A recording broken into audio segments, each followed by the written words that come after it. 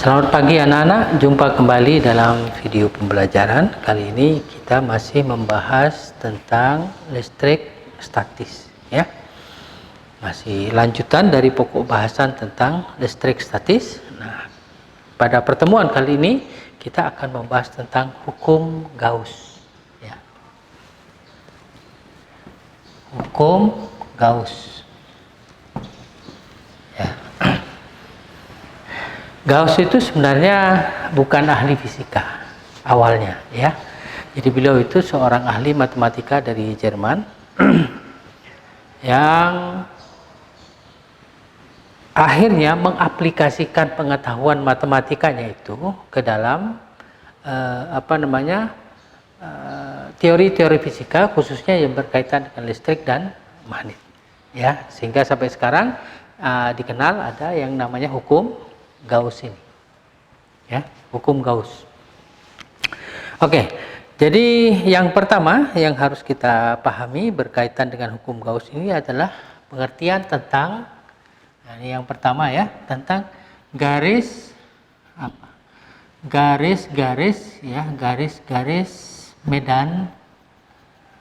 medan listrik ya, atau bisa saja disebut dengan garis-garis gaya listrik misalnya, boleh ya. Jadi garis-garis medan listrik itu adalah garis hayal, sebenarnya garis itu tidak ada ya. Jadi garis hayal yang dibayangkan begitu, garis itu di mana melalui garis itu gaya listrik itu lewat gitu ya. Jadi garis gaya listrik melewati garis-garis itu, melewati garis-garis hayal itu ya, di mana berkaitan dengan garis-garis medan listrik ini begitu ya, ada beberapa hal yang harus kalian ingat-ingat ya. Yang pertama ya, garis-garis medan listrik yaitu ya, garis-garis medan listrik ya tidak pernah saling berpotongan ya, tidak pernah saling berpotongan. Nah, ini hal pertama ya. Jadi garis-garis medan listrik tidak pernah saling berpotongan. Lalu yang kedua itu adalah garis medan listrik ya. Jadi ini garis-garis medan listrik ya, muatan positif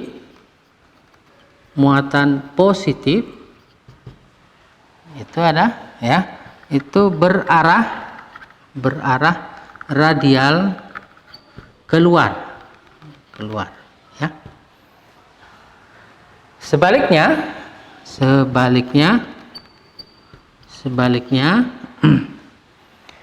muatan negatif ya, berarah radial keluar. Nah, seperti itu ya. Ini yang kedua. Yang ketiga ini yang ketiga itu adalah tempat-tempat di mana garis-garis medan listrik itu rapat, maka kuat medan listriknya besar ya. Jadi tempat ya di mana garis-garis medan listrik ya, medan listrik rapat begitu ya, maka kuat medan listriknya besar begitu ya. Ya, dan sebaliknya. Ya. Sebaliknya maksudnya kalau di tempat itu garis-garis medan magnetnya itu, medan listriknya itu jarang, maka kuat medan listriknya lemah. Ya. Begitu. Ya. Jadi tempat di mana garis-garis medan listrik rapat, maka kuat medan listriknya besar atau kuat ya. Kuat. Oke. Kuat. Begitu. Dan sebaliknya, tempat-tempat yang garis-garis medan listriknya jarang, maka kuat medan listriknya lemah. Begitu, ya. Jadi kalau saya gambarkan, misalnya ada dua buah muatan listrik ya. Dua buah muatan listrik misalnya plus dan min misalnya. Ya. Nah, jadi perhatikan ketentuan-ketentuan yang ada di sini. Yang pertama, garis-garis medan listrik tidak pernah saling berpotongan. Tidak pernah, ya. Lalu yang kedua, garis-garis medan listrik muatan positif berarah radial keluar, sebaliknya muatan negatif berarah radial ke dalam ya, ke dalam, ini ke dalam. Oke, ya. Jadi kalau positif keluar, negatif ke dalam. Oke. Kalau saya gambarkan seperti ini anak-anak, ya. Jadi, seperti ini ya. Oke. Ya. Seperti ini. Ya.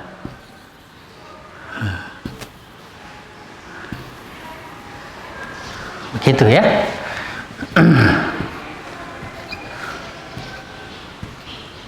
Oke, di sini juga begitu. Ya, di sini masuk. Ya.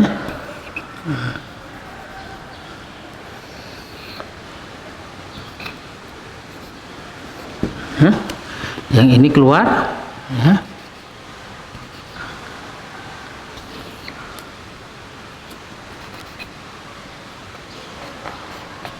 Jadi seperti itu. Oke. Jadi garis-garis medan listriknya ini tidak pernah saling berpotongan. Itu yang pertama. Lalu yang kedua, garis-garis medan listrik itu kalau positif arahnya keluar. Kalau negatif arahnya ke dalam. Ya, begitu. Lalu tempat-tempat di mana garis-garis medan listriknya itu rapat, misalnya di sini, ya. Ini kan rapat, terlihat rapat, ya. Dibandingkan dengan di sini, ini kan jarang, ya. Maka kuat medan listrik di sini itu akan lebih besar daripada di sini, ya. Biasanya, anak-anak, yang perlu kamu ketahui adalah jumlah garis-garis gaya listrik yang keluar dari permukaan dari muatan positif itu jumlahnya sama dengan yang masuk ke dalam muatan negatif. Ini yang perlu kalian ingat, ya. Oke.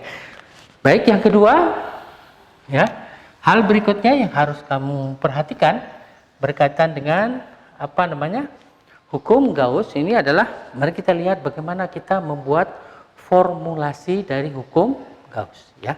Jadi yang kedua ini adalah formulasi, ya, formulasi hukum Gauss. Maksudnya perumusan secara matematika, ya, hukum Gauss. Jadi kita mulai dengan pengertian fluk listrik, ya. Fluk listrik. Nah, simbolnya begini. Oke. Nah, seperti ini, ya. Fluk listrik itu didefinisikan sebagai banyaknya garis-garis medan listrik, banyaknya garis-garis medan listrik yang menembus satu satuan luas. Jadi misalnya begini, ya. Misalnya gini. Nah, ini ada garis-garis medan listrik misalnya, ya. Nah, dia menembus satu satuan luas. Misalnya luasnya begini, ya. Ini medan listriknya E. Oke. Jadi fluk itu didefinisikan sebagai banyaknya garis-garis medan listrik, begitu ya, E, begitu, yang menembus satu satuan luas, yaitu secara tegak lurus, ya, secara tegak lurus. Oleh karena itu di sini dikasih cos theta. Jadi kalau tidak tegak lurus dicari bagian yang tegak lurus, ya, digunakan ini, yaitu sudut cos theta. Oke, baik, mari saya gambarkan yang lebih lebih sederhana lagi, misalnya begini ya. Begini. Ya, ini misalnya ada sebuah luasan begitu. Ini luasnya A misalnya begitu ya. Lalu ada medan listrik. Nah, begitu ya. Ya.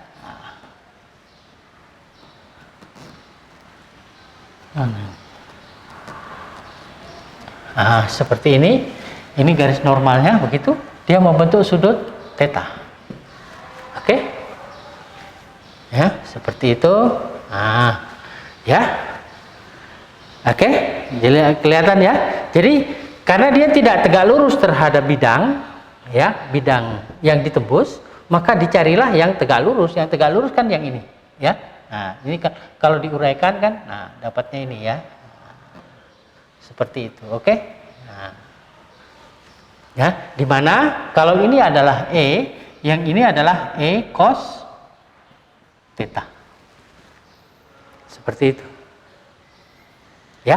Nah, Gauss selanjutnya mengatakan bahwa jadi hukum Gauss itu mengatakan bahwa hukum Gauss ya, dia mengatakan bahwa banyaknya garis-garis medan listrik ya yang menembus secara tegak lurus ya satu luasan yang satu luasan yang tertutup begitu, satu luasan yang tertutup itu besarnya sama dengan jumlah muatan yang dilingkupi oleh permukaan tertutup itu ya dibagi dengan permitivitas hampa atau permitivitas udara begitu ya. Jadi banyaknya jadi fluk ya, fluk jadi banyaknya ya ini tadi seperti ini ya. Oke ya, jadi hukum Gauss mengatakan bahwasanya banyaknya garis medan listrik ya, begitu ya, yang menembus satu luasan tertutup begitu sama dengan jumlah muatan. Jadi sama dengan jumlah muatan yang dilingkupi oleh permukaan tertutup itu begitu ya, dibagi dengan permitivitas hampa atau permitivitas udara. Nah, seperti ini. Oke? Ini adalah formulasi dari hukum Gauss. Kalian bisa lihat di buku kalian masing-masing, ya, ya, begitu. Artinya apa? Kita lihat kembali ke sini tadi, ya, ya. Jadi semakin banyak muatan yang berada di dalam suatu permukaan tertutup itu, ya, maka semakin banyak pula garis-garis medan listriknya. Oke, seperti itu. Kalau semakin sedikit muatan, maka semakin sedikit pula jumlah garis-garis medan listrik yang yang menembus suatu luasan itu, ya. Oke. Baik, anak-anak. Mari kita lanjutkan. Ya, sini.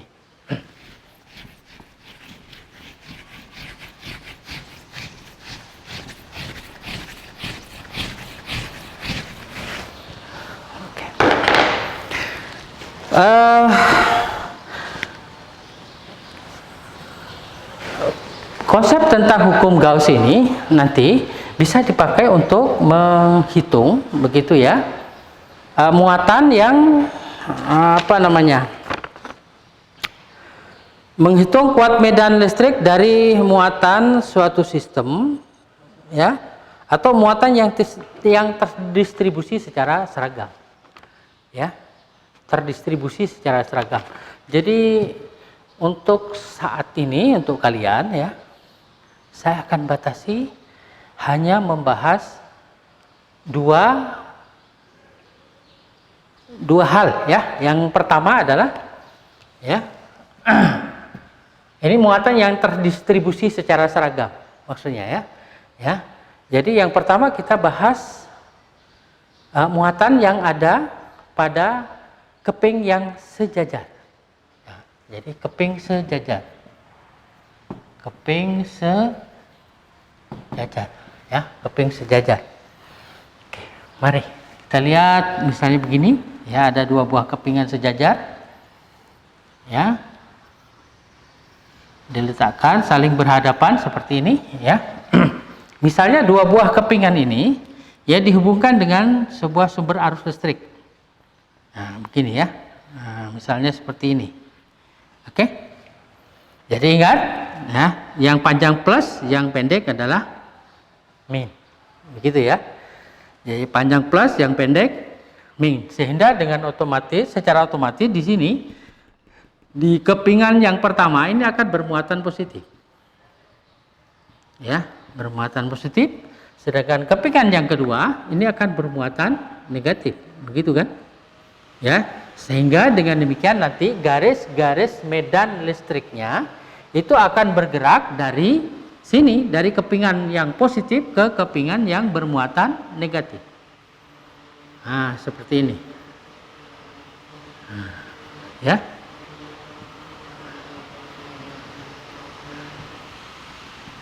Oke, seperti itu. Ya, bisa? Oke, mari kita lanjutkan.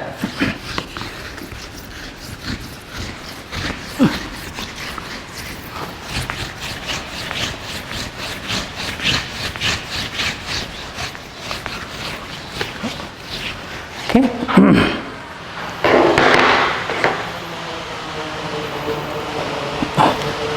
Nah, mari kita ajukan satu konsep tentang rapat muatan. Jadi, rapat muatan. Rapat muatan ya, ini simbolnya sigma. Nah, begini ya. Ya, ini membacanya sigma ya, anak-anak. Jadi sigma itu bisa begini ya. Ini sigma atau begini ya, seperti begini. Ini membacanya sigma. Ya, sigma. Sigma ya, rapat muatan. Oke, jadi rapat muatan itu didefinisikan sebagai jumlah muatan tiap satu satuan ruas. Nah, seperti ini. Oke. Jadi rapat muatan kalau dari sini berarti ya. Oke, seperti ini rapat muatan. Ya, satuannya dari sini ya. Berarti satuannya adalah coulomb per meter persegi. Coulomb per meter persegi. Oke. Nah, sekarang kalau untuk dua buah kepingan yang sejajar seperti ini, ya. Kepingan sejajar seperti ini, ya kan? Kita lihat bahwa ya, garis-garis medan listriknya itu tegak lurus, ya, tegak lurus dengan kepingannya. Sehingga dengan demikian maka sudutnya ya, sudutnya itu sama dengan 0 karena dia sejajar nantinya, ya kan? Jadi muatannya kan sejajar ke sini, ya toh? Ya toh? Sehingga sudutnya menjadi 0. Ya. Jadi cos tetanya sama dengan 0 derajat. Nah, cos 0 derajat itu sama dengan 1. Mari kita lihat kembali persamaan yang tadi di sini, ya. Ya toh? Jadi flux itu sama dengan apa? E kali A. Gitu ya. Cos 0 derajat. Cos 0 derajat. Iya kan? Berarti sama dengan berapa ini? Ya, E kali A saja. Ya. Lalu kita kaitkan dengan hukum Gauss di sini. Dengan hukum Gauss. Ya. Oke? Ya. Maka kita dapatkan gimana anak-anak? Jadi flux sama dengan kan gitu ya. Mana itu? Oh iya. Q dibagi dengan epsilon 0. Coba. Nah, begini ya. Nah, yang keduanya ini kita satukan. apa yang kita dapatkan? Ya, kita satukan ya, E kali A sama dengan gitu ya, Q per epsilon 0. Oke, jadi E sama dengan misalnya Q per A dikalikan epsilon, ini epsilon 0-nya di bawah. Ya. Nah, ini. Oke, boleh. Seperti ini, ya. Nah. Q per A itu apa? Ini. Rapat muatan. Ya kan? Sehingga persamaan ini bisa dituliskan E sama dengan gitu ya. Rapat muatan dibagi dengan epsilon 0. Oke? Rapat muatan dibagi dengan epsilon 0. Nah, apa yang bisa kita dapat simpulkan dari persamaan ini? Ya, apa yang dapat kita simpulkan? Yaitu kesimpulannya adalah yaitu kuat medan listrik di dalam kepingan sejajar seperti ini, ya. Jadi kuat medan listrik itu hanya ada di antara kedua kepingan. Ya, perhatikan di sini ada rapat muatan, ya kan? Rapat muatan. Jadi muatannya kan hanya ada di dalam sini. Ya, di dalam kepingan ini. Ya, di dalamnya, ya. Jadi seperti ini kepingan begini ya. Ya. Jadi muatannya itu hanya di permukaan sini dan di permukaan sini. Oke? Nah, seperti itu. Jadi kuat medan listrik hanya ada di antara kedua permukaan ini. Oke? Nah, di luar permukaan, di luar sini ya, di luar sini itu tidak ada medan listriknya. Jadi medan listriknya 0. Oke? Nah, itu kesimpulan yang bisa kita ambil dari persamaan ini. Saya ulangi sekali lagi ya. Medan listrik hanya ada di antara kedua kepingan, tapi di luar kepingan ini tidak ada medan listrik atau medan listriknya sama dengan 0. Oke? Begitu ya. Nah, itu kesimpulan yang bisa kita ambil. Berikutnya adalah apa tadi? Tadi pada kepingan sejajar ya. Yang kedua kita bahas untuk apa? Bola apa ya? Bola berongga ya. Bola berongga. Jadi tadi kepingan sejajar, yang kedua jadi kuat medan listrik ya pada bola berongga ya. Bola berongga. Oke. Oke, kuat medan listrik, ini ya, kuat medan listrik pada bola berongga. Seperti itu. Jadi misalnya begini anak-anak ya, misalnya ini ada bola. Ya, ada bola.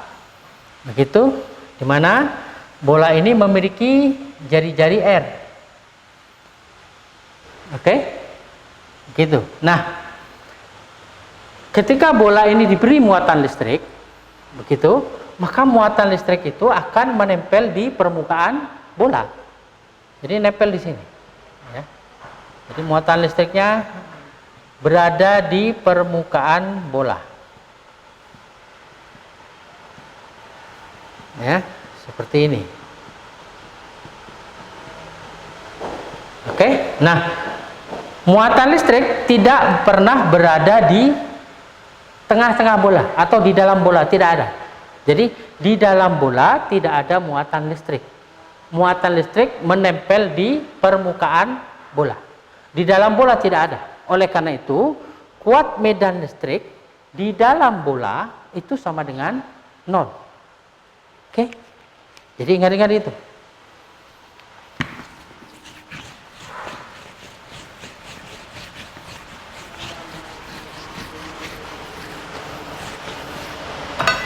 Ya, kuat medan listrik di dalam bola, E di dalam bola itu sama dengan 0.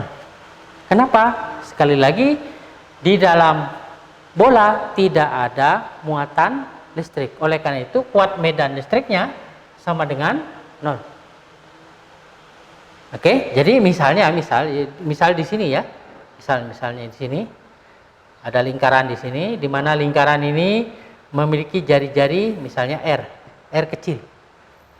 Ya. Jadi jika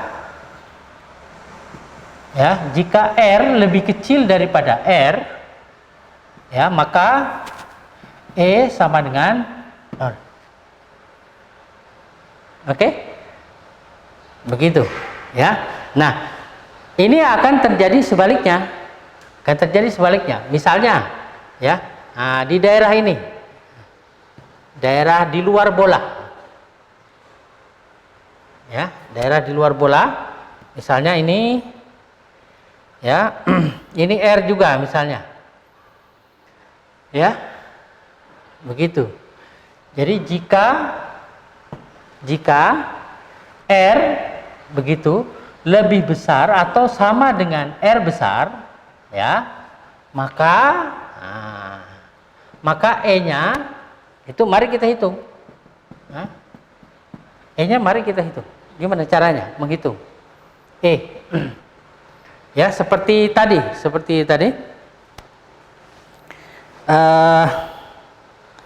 Kita gunakan yang ini aja tadi, ya.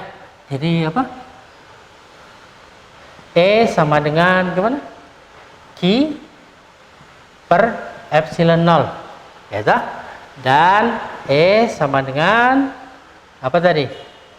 Q per apa? Oh, bukan, sabar. Oh, guru jadi lupa ini anak. Sabar ya. Jadi yang itu fluknya tadi, ya. Fluknya tadi sama dengan kayak mana tadi? Kayak ini ya. Oke. Ya, langsung aja Pak Guru langsung ke sana ya.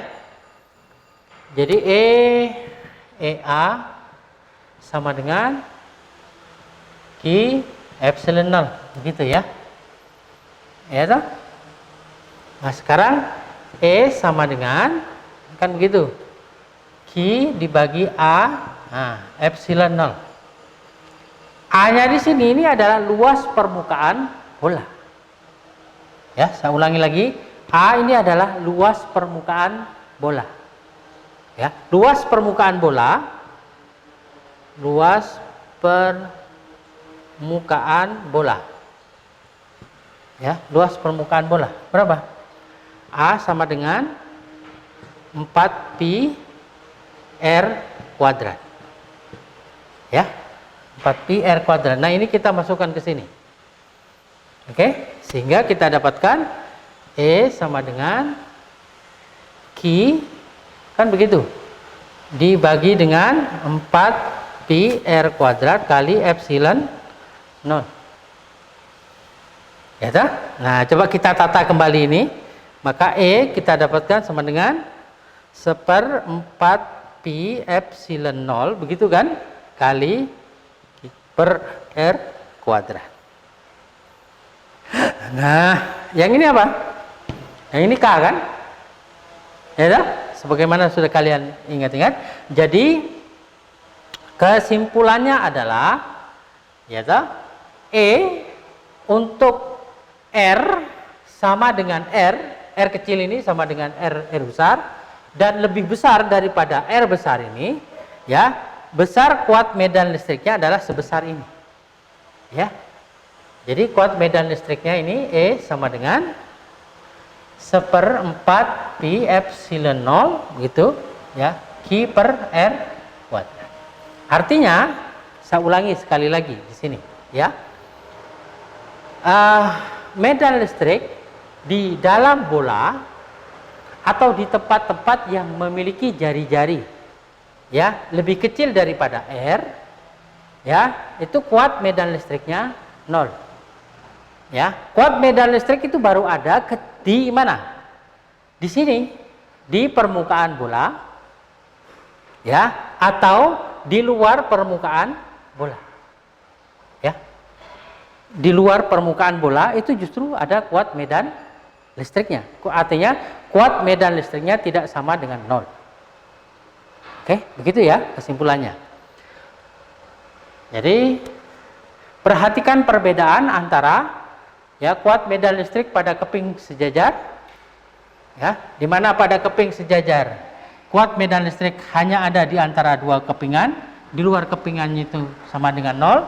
Tapi kalau pada bola berongga, ya, di dalam bola tidak ada medan listrik karena di dalam bola tidak ada muatan listrik, ya. Yang ada di permukaan bola, sehingga kuat medan listrik di permukaan bola itu ada. Ya, dan di luar permukaan bola itu ada kuat medan listrik. Sementara itu dulu anak-anak, minta maaf kalau tadi ada beberapa kekurangan, ya. Sampai bertemu kembali, ya, pada materi masih lanjutan ini, ya, lanjutan tentang listrik statis, ya. Nanti pada pertemuan berikutnya baru Pak Guru kasih latihan soal-soalnya. Terima kasih atas segala perhatian dan selamat pagi.